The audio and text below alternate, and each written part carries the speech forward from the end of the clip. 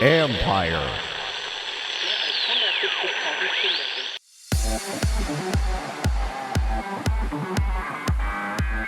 We are in the gambling information age. They see the role that quality content can play in terms of both acquiring new users, but retaining them and engaging them and getting them to continue betting.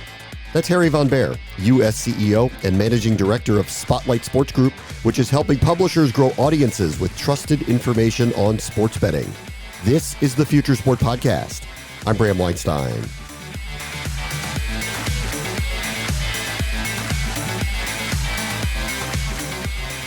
We've had a rinse-repeat cycle in the U.S. as jurisdictions change their laws on legal sports wagering. An area opens up, betting operators flock to acquire the customers, and then after a period of time, they're just trying to keep customers happy in a crowded space.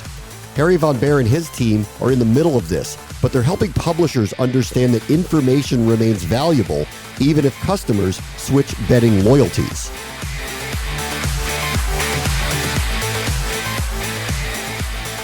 Our guest this week is Harry Von Behr, who's the Managing Director and the U.S. CEO of Spotlight Sports Group, which is working with publishers all across the United States and the globe, for that matter, in the brand new and toppling sports betting media consumption space. Hi, Harry. How are you? I'm very well, Bram. Yeah, great to be here. Thanks for having me. Looking forward to talking. Tell me a little bit about what your group does as you work with publishers around the globe.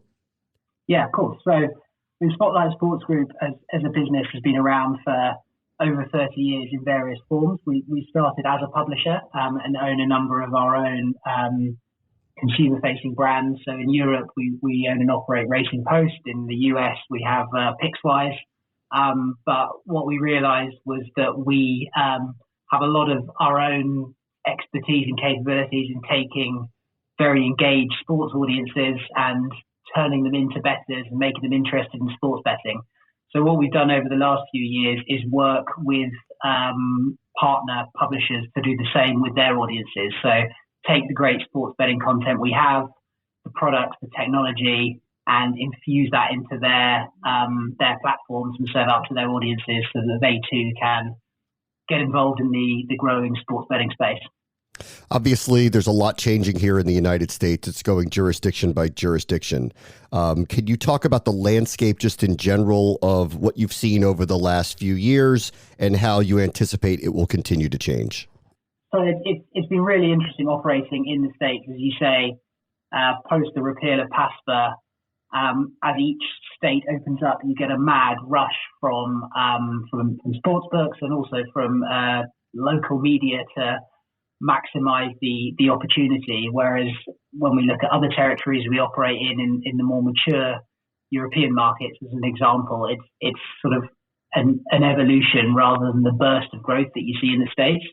So I suspect as we roll through this football season and through 23, 24 and 25, we'll still continue to see sportsbooks focus on new states coming live and how they can make the most of them. We've obviously got Ohio due to launch 1st of January.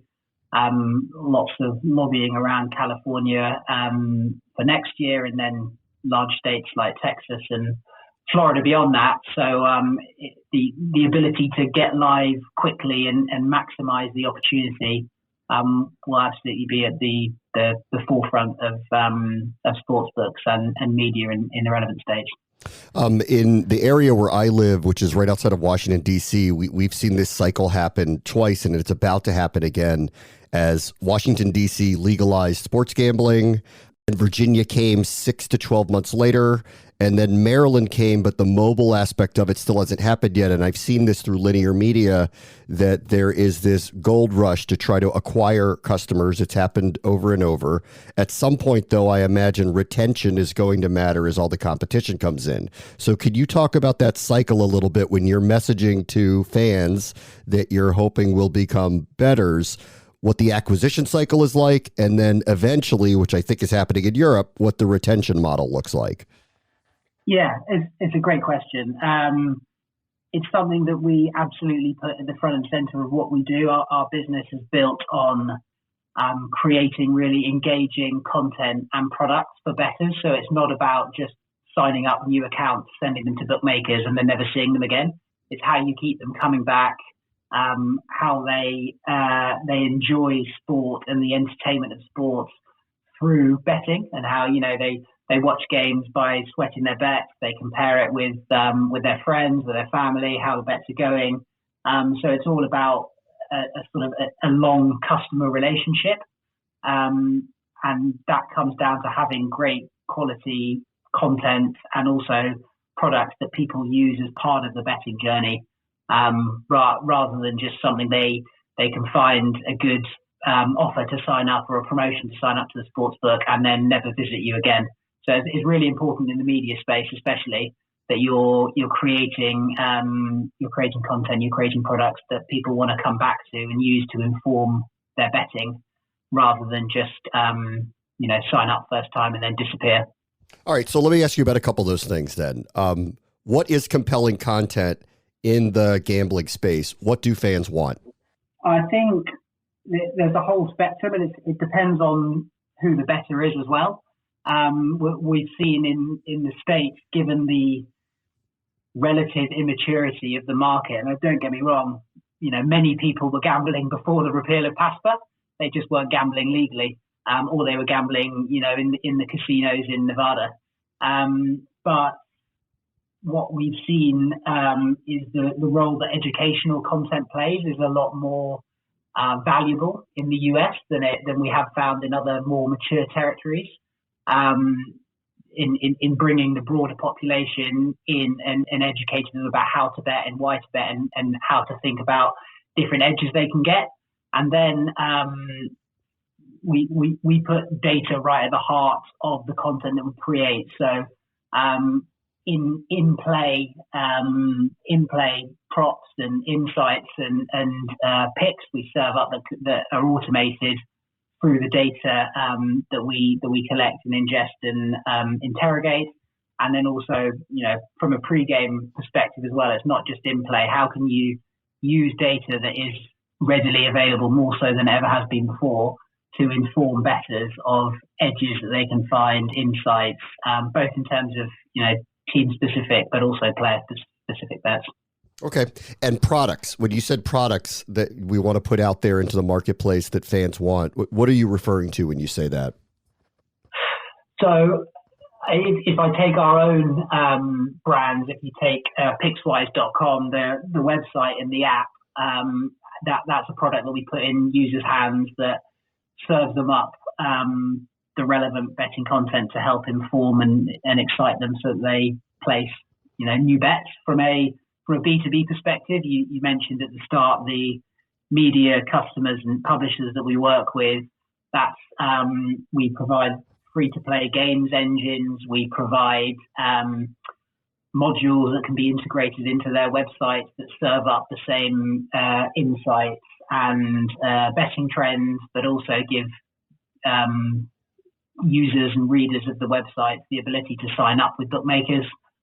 So it depends whether it's our own consumer brands or our B2B products, but ultimately it's all tech-led integrations into websites, into apps, and less so in the US at the moment, but very much so in mature markets like the UK. We also integrate directly into the bookmaker sportsbooks. So we serve up content, we serve up data into the websites and the apps, the front ends of the operators themselves that help to engage bettors and stimulate betting. Yeah, I wanted to talk about the operators for a moment here, at least stateside. I'm sure it's been happening in Europe as well, but here stateside, a number of the major operators have started their own pretty major content arms where they're putting out their own content. They're hiring very famous broadcasters to be kind of the front face of some of these things like Caesars, BetMGM, et cetera. Are you working directly with them, and how do they kind of view doing content on their behalf to retain bettors? Yeah, it's been really interesting looking at how that has played out in the States versus other markets. I think more so than anywhere in the world, operators have really lent in from a content perspective in the US, and similarly, media has lent into betting as well. But I think in terms of what the operators, they see the role that quality content can play in terms of both acquiring new users, but retaining them and engaging them and getting them to continue betting. I guess the challenge that we see is that operators will always struggle to have an independent voice, because ultimately, as a bettor, I'm betting against the book. So, do I want the insights and the handicappers and the picks from the book, or do I want them from an independent source? And I think that's where the likes of ourselves, plus many others, think that we have an edge versus where operators might be providing the content. But having said that, I think the breadth of programming that they are providing, and also some of the marquee names that they have on their products, is a clear sign that they see the value that content is bringing to acquiring and engaging their audiences. Obviously, like, the type of content you're providing is to potentially provide an edge, but the partners you're going to be working with are the operators, right? So it's just a little arm's length, not completely, but just a little bit. Yeah, and I think ultimately, if you're advertising, there's different ways of, it's no different really to a display advertising or a above the line advertising, but the challenge or the difference would be that if you take a brand such as Pickswise, we know that we have very high intent, highly engaged betting customers, and therefore they're very valuable to bookmakers. But in terms of what we provide in terms of the content, it's our own in-house view on what the best bets are, what the insights are. It's not influenced by the books per se. So I think that's where the independence comes from. Are you working in the fantasy space? I heard you say stuff about free-to-play gaming as well that's out there. Can you take me through the role of those two things in this kind of new atmosphere with legalized sports gambling? Yeah. We acquired a business, Alarm Sports Network, about 12 months ago, which owns Fantasy Alarm and works with a number of nationwide media properties powering their fantasy products. So we work with the likes of Fade the Noise and provide some of the technology for Fantasy Life to use some of the tools and the data that we have to help facilitate their users to both season long and DFS to help pick their lineups. So we have a consumer facing brand in Fantasy Alarm, but also provide those tools and that content to publishers and the media as well. And I think the role that fantasy plays, similar to free to play, is that it can help acquire a broader audience, either when states aren't legalized from a sports betting perspective, but are potentially from fantasy, and they're highly qualified from a betting perspective, but also they help more broadly to engage users. People may bet once a week, once a month, just Super Bowl and March Madness, but if they're playing DFS regularly, it's a consistent touch point that you can have, and if the end goal is to get people to bet, then it gives you multiple opportunities to speak to those customers. I wanted to see if you had any kind of thoughts on where that is right now. I know that's the thought process. We could use free-to-play gaming, DFS or fantasy football or fantasy sports could potentially kind of lead to customers in legalized sports gambling. From what you've seen so far, what's that crossover look like? Is it as robust as the operators thought it would be? Yeah, I think more so. I mean, I don't have specific numbers to hand, but having read and listened to the various investor presentations for the likes of FanDuel and DraftKings, they've said they've been pleasantly surprised. I think the early dominance that the two of them had from a market share perspective speaks to that as well. Their ability to directly sell to or cross promote the betting propositions as states go live to their existing DFS audiences has definitely given them a head start, an advantage. And we've seen it through Fantasy Alarm as a property. It's a subscription based product, so highly qualified in terms of people who are invested in playing both season long and DFS, and the sports betting affiliation that we see through that is really strong as well. So it's something that post acquisition we've used our affiliate expertise to bring into that side of the business, and it's seen strong growth. Yeah. All right, two broad questions and I'll let you go. One, obviously some gambling information is being incorporated into the actual broadcasts of the games now. Slowly but surely it is happening. What is your viewpoint of what will happen on the literal broadcasts 5-10 years from now? It's a challenging question. I think the key is that broadcasters are able to serve up betting related, content insights to those who want it, but don't shove it down everyone's throat. And I think that's always going to be a challenge. What you've seen is, secondary OTT streams that are specifically focused on betting rather than going down the linear route. I think there may be continued subtler references in terms of, the odds of a specific golfer winning going down the 17th or going down the 18th and what that implies in terms of percentages. But I wouldn't foresee a world where it is all over every single linear broadcast from a sports perspective. I think if you look in markets that are more mature, that are facing pressure from a regulatory point of view, some of them may have gone a bit too far down that route. And I think, I would like to think, and I hope that US operators and US regulators will learn from that and get the balance right. Okay. All right. Last thing. As you work with publishers around, specifically in America where things are changing kind of rapidly, what's the hole in the content? Like, where do you see that's not being served that you and your group seek to serve over the next 2, 3, 5 years?